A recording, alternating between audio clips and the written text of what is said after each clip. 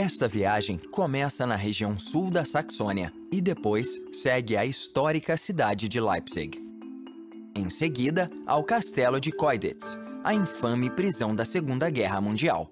Ao sul, ficam os Montes Metalíferos, cujos depósitos de prata enriqueceram muito a cidade de Freiberg. Subindo o rio Elba, em Meissen, está a capital da Saxônia, Dresden. Dos maravilhosos jardins barrocos de Groß-Sedlitz, uma visita ao Parque Nacional da Suíça Saxônica, que inspirou os pintores românticos alemães. A jornada termina na maior fortaleza montanhosa da Europa, Königstein.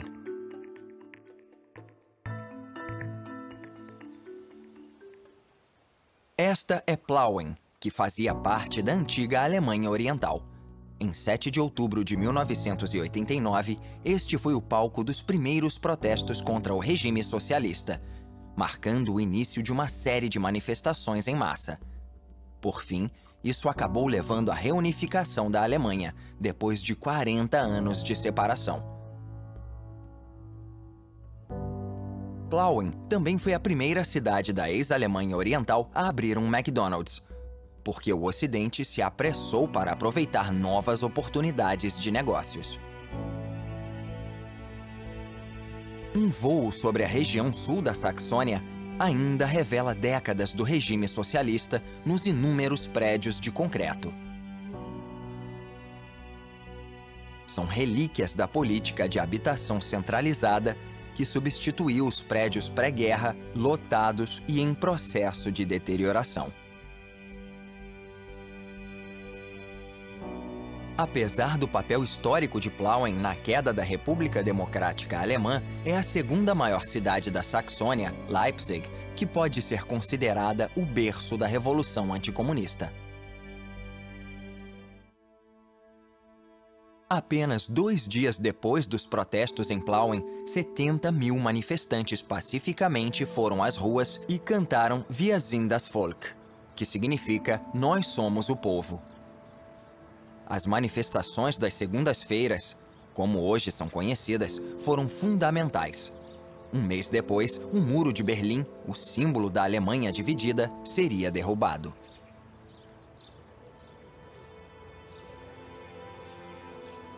Em 2009 marcou o 20º aniversário dos protestos, e hoje Leipzig é uma próspera cidade com mais de 500 mil de pessoas vivendo no centro industrial e cultural da Saxônia. A cidade tem uma associação antiga e orgulhosa com arte e música, e atraiu alguns dos melhores compositores da história, como Bach, Mendelssohn e Wagner. A universidade local foi responsável por grandes mentes científicas e a primeira chanceler mulher da Alemanha, Angela Merkel.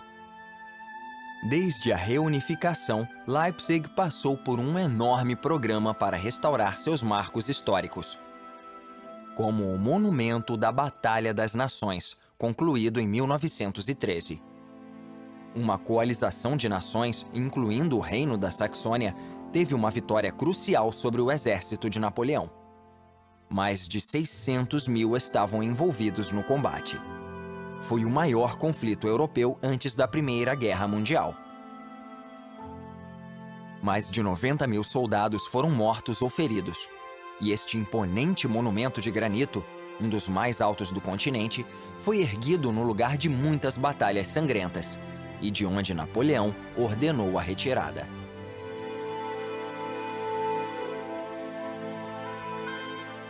No coração da cidade fica a Estação Central de Leipzig, a maior estação ferroviária da Europa.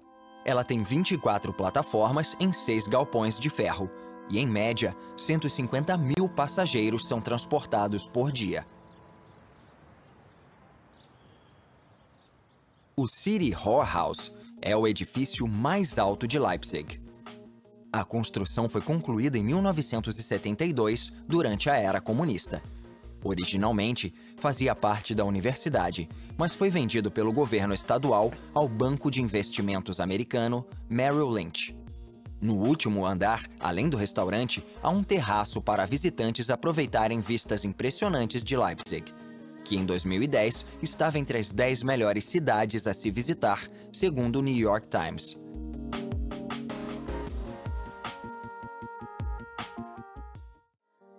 Quem sobrevoa as terras baixas saxônicas percebe a infinidade de parques eólicos. A Alemanha é o terceiro maior usuário de energia eólica, atrás apenas dos Estados Unidos e da China. Com mais de 21 mil instalações, o país tem um dos maiores números de turbinas per capita. Em 2011, o vento era responsável por quase 1/10 da eletricidade total do país.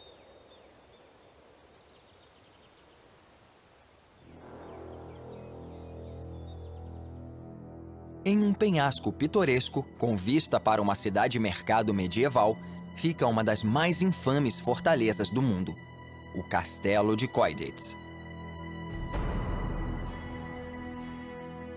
Apesar de haver um castelo no local há quase 1000 anos, o complexo atual foi construído como uma residência real. Mas depois da Segunda Guerra Mundial, Coyditz ficou célebre como a prisão de guerra de segurança máxima, que, segundo os nazistas, era a prova de fugas. Eles estavam errados. Oficiais aliados que tentaram fugir de outros campos foram levados a Coyditz. Mas ao reunir os melhores fugitivos, os nazistas criaram uma academia de fuga. Havia chaveiros, linguistas, falsários, alfaiates, engenheiros e espiões. Cada um tinha um papel.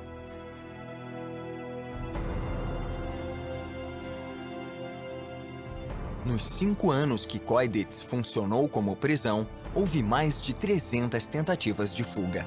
120 desses homens foram recapturados, mas ao fim da guerra, 31 presos tinham conseguido voltar para casa. Mais do que de qualquer outro campo de prisioneiros da Segunda Guerra.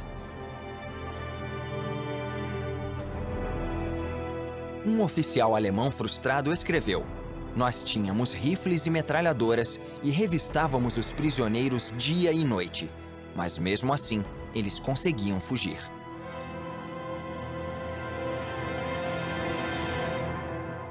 A tentativa de fuga mais famosa usaria sacos de dormir para construir um planador no sótão acima da capela. A ideia era catapultá-lo do telhado e planar pelo vale. Mas esta arriscada ideia não pôde ser testada, porque a guerra acabou antes de o planador ser concluído. Nos últimos anos, Coyditz passou por muitas restaurações, e o castelo agora tem um museu que oferece passeios guiados, mostrando alguns dos túneis de fuga construídos pelos prisioneiros.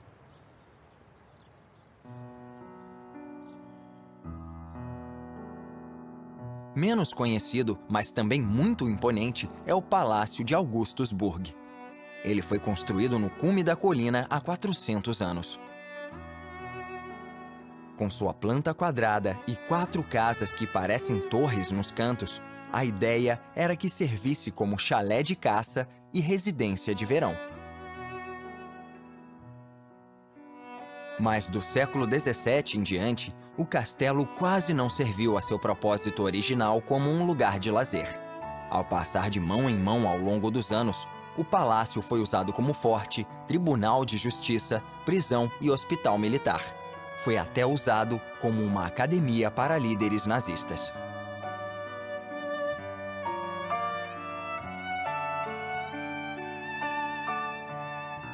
Depois da Segunda Guerra, Augustusburg voltou à administração do Estado e hoje o castelo tem uma existência mais pacífica, como um complexo de museus.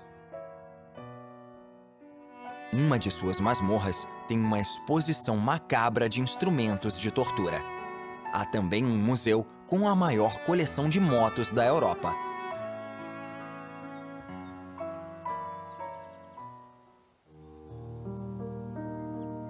Estes são os Montes Metalíferos, perto da fronteira tcheca. Como o nome sugere, a região é rica em depósitos minerais. A mineração de uma variedade de metais, de estanho a cobre, é realizada aqui há séculos, trazendo muita riqueza à região. O abundante minério de prata encontrado nestas montanhas foi utilizado para cunhar moedas usadas na Europa durante quase 400 anos. Essas moedas eram chamadas de thala, palavra da qual dólar é derivada. No centro da lucrativa indústria mineradora da região está Freiberg, que ficou conhecida como a cidade de prata da Saxônia. Freiberg foi fundada no século XII, no lugar da primeira descoberta do minério de prata. Apesar de ficar na sombra de cidades próximas como Leipzig, ela foi muito importante para o desenvolvimento e acúmulo de riquezas da Saxônia do século XVI ao XIX. Freiberg cresceu em torno do castelo Freudenstein. Ele servia para proteger as enormes quantidades de prata de ladrões e para administrar as novas minas. Hoje em dia, é um museu mundialmente famoso, com uma das maiores coleções de minerais do mundo. Freiberg tem tradições centenárias e todo verão um festival é realizado com uma procissão pelas históricas associações dos mineradores e metalúrgicos.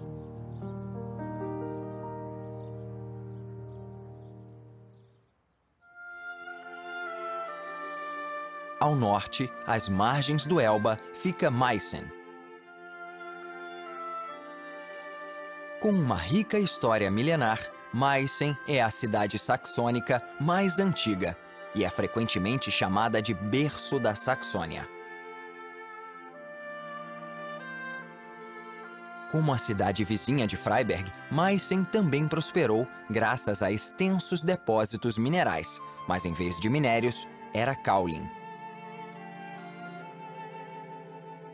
No século XVIII, a cidade tinha uma porcelana lendária na Europa, porque foi o primeiro lugar fora do Oriente a oferecer produtos desse material.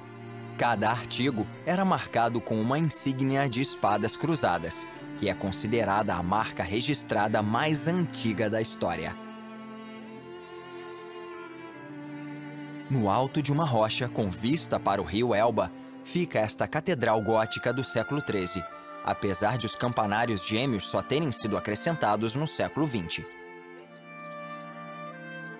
É uma das menores catedrais da Europa, porque tinha que caber ao lado do castelo de Albrechtsburg.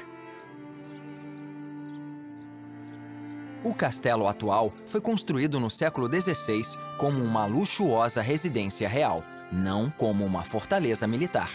Foi o primeiro palácio alemão construído com essa finalidade. Seguindo o Elba, encontra-se a capital da Saxônia, Dresden. Antiga residência de realeza e nobres, Dresden comemorou 800 anos em 2006. Um importante lembrete de ter sobrevivido a uma das campanhas de bombardeio aéreo mais ferozes da história militar.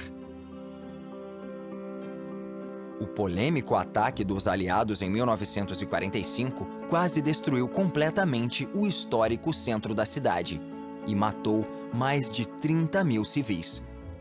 Mas o número real nunca será conhecido. Apesar de ainda haver provas do que aconteceu, Dresden teve muito trabalho para reconstruir prédios e monumentos históricos, alguns dos quais tinham sido reduzidos a escombros, como a Igreja da Nossa Senhora do século XVIII, que agora serve como um símbolo da reconciliação entre antigos inimigos. Todo mês, uma missa anglicana é feita em inglês. E em 2009, a igreja foi visitada pelo presidente americano Barack Obama. A grandiosa Ópera Semper reabriu suas portas em 1985, 40 anos após ser arrasada. A estátua acima da entrada é do deus grego Dionísio, em uma biga puxada por panteras. Ao lado fica o Zwinger, um palácio barroco construído originalmente pelo regente do século XVIII, Augusto II o Forte, para torneios e festividades da corte. Hoje em dia, o castelo é um complexo de museus, com tesouros nacionais que foram resgatados durante o bombardeio de Dresden. O centro já foi restaurado à sua antiga glória e atrai 10 milhões de visitantes por ano, a maioria da própria Alemanha. Do outro lado do Elba fica um monumento que sobreviveu à destruição: o Cavaleiro Dourado. Esta estátua folheada a ouro retrata o rei Augusto II o Forte. Ele ganhou esse apelido por ser famoso por quebrar ferraduras com as mãos e arremessar raposas com apenas um dedo.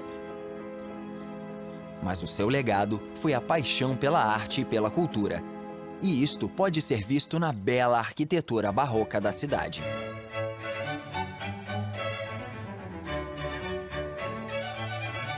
Além da arte, Augusto II o Forte tinha um amor por lazer e qualidade de vida. A floresta que cerca Dresden e os lagos da cidade eram os lugares em que o regente mais gostava de caçar, o que exigia um chalé de caça digno: o Castelo de Moritzburg. Em 1723, Augusto encarregou seus melhores arquitetos de criarem este grandioso chalé de caça e palácio de lazer, onde ele receberia os nobres com festas incríveis.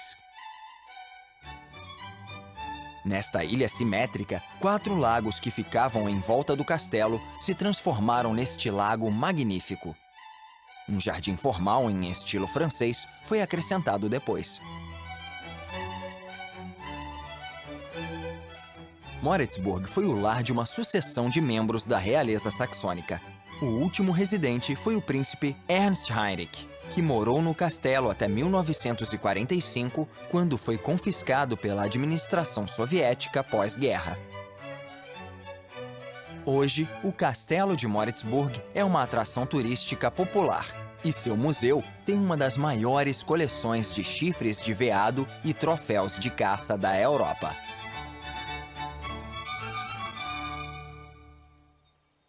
Em uma colina sobre o Elba, fica um dos jardins barrocos mais bem preservados na Saxônia, Großsedlitz. Ele foi construído em um estilo francês no século XVIII para o nobre conde Weckabart, como um jardim de lazer. A impressionante construção conquistou o governante saxônico com um olho para a beleza e cultura, Augusto II o Forte. Como ele queria ficar com o jardim, comprou a propriedade e convocou os melhores projetistas da região para terminarem o trabalho. Mas quando o regente voltou à Polônia, seu país natal, o dinheiro logo acabou e só 1/3 dos jardins foi concluído. Hoje, o esplendor dos jardins ainda pode ser visto. Durante os meses do verão, há festivais e apresentações de dança frequentes. Algumas dessas tradições datam de 300 anos atrás.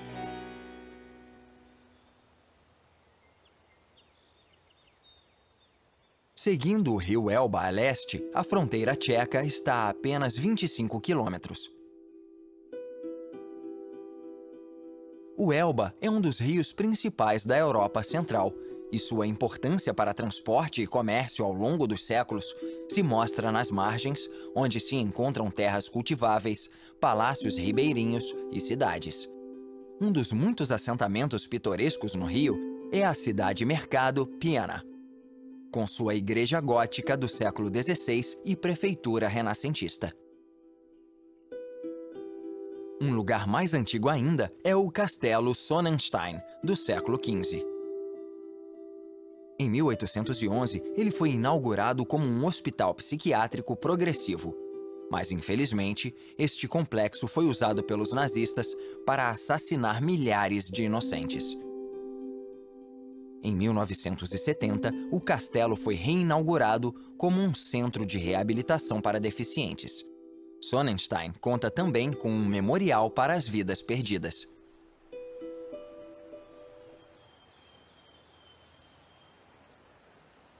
Além de embarcações comerciais, barcos a vapor como este são comuns no rio Elba. é um dos 9 barcos históricos que compõem a maior e mais antiga frota a vapor do mundo. Passeios turísticos levam visitantes rio acima em direção às montanhas de arenito do Elba. É uma paisagem impressionante, com florestas, gargantas e torres de pedra com formas estranhas, moldadas pela erosão há milhões de anos.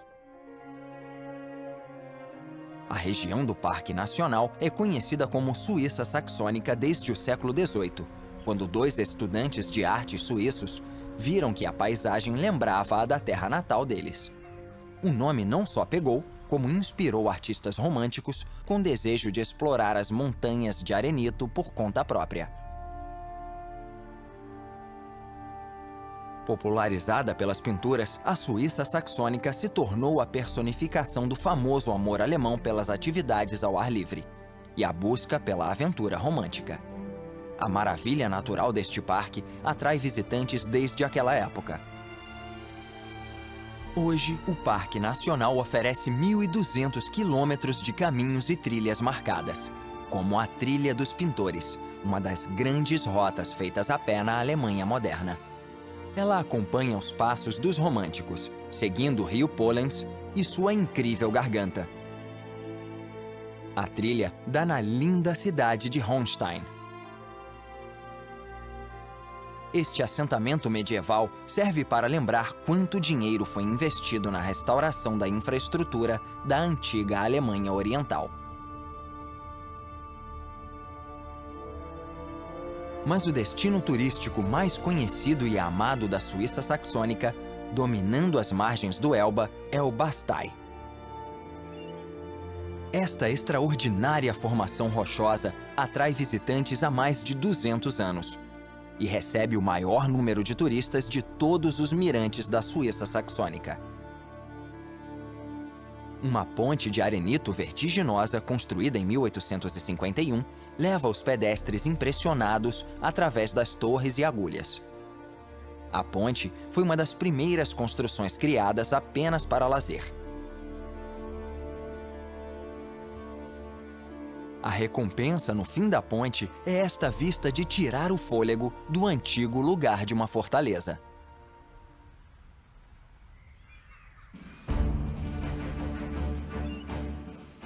Nesta região da Alemanha famosa por castelos, o último destino da viagem tinha que ser Königstein.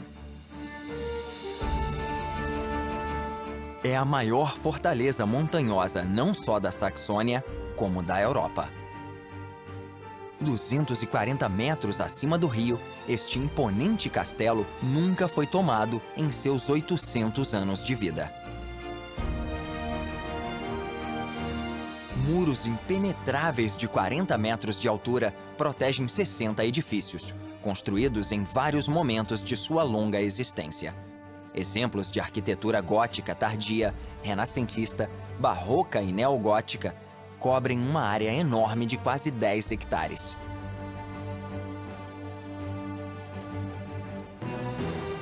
A fortaleza de Königstein teve vários papéis ao longo dos séculos, de forte do exército a esconderijo da realeza saxônica e seus tesouros.